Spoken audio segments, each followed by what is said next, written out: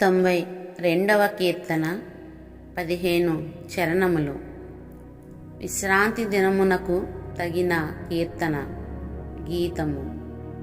యెహోవాను స్తుతించుట మంచిది, మహోన్నతుడా నీ నామమును కీర్తించుట మంచిది.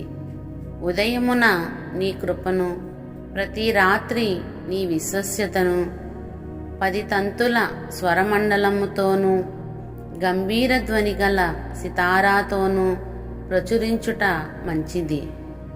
ఎందుకనగా యెహోవా నీ కార్యము చేత నీవు నన్ను సంతోషపరచుచున్నావు.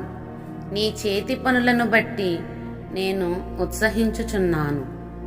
యెహోవా నీ కార్యములు ఎంత దొడ్డవి, నీ ఆలోచనలు అతి గంభీరములు. పశుప్రాయులు వాటిని గ్రహింపరు, అవివేకులు వివేచింపరు. నిత్య నాశనము నొందుటకే గదా భక్తిహీనులు గడ్డివలే చిగుర్చుదురు. చెడు పనులు చేయువారందరూ పుష్పించుదురు. యెహోవా నీవే నిత్యము మహోన్నతుడవుగా నుందువు. నీ శత్రువులు యెహోవా నీ శత్రువులు నశించెదరు. చెడు పనులు చేయువారందరూ చెదరిపోవుదురు. గురుపోతు కొమ్ము వలె నీవు నా కొమ్ము పైకెత్తితివి. క్రొత్త తైలముతో నేను అంటబడితిని. నా కొరకు పొంచిన వారి గతి నా కన్నులు ఆశతీరా చూచెను. నాకు విరోధముగా లేచిన దుష్టులకు సంభవించినది నా చెవులకు వినబడెను.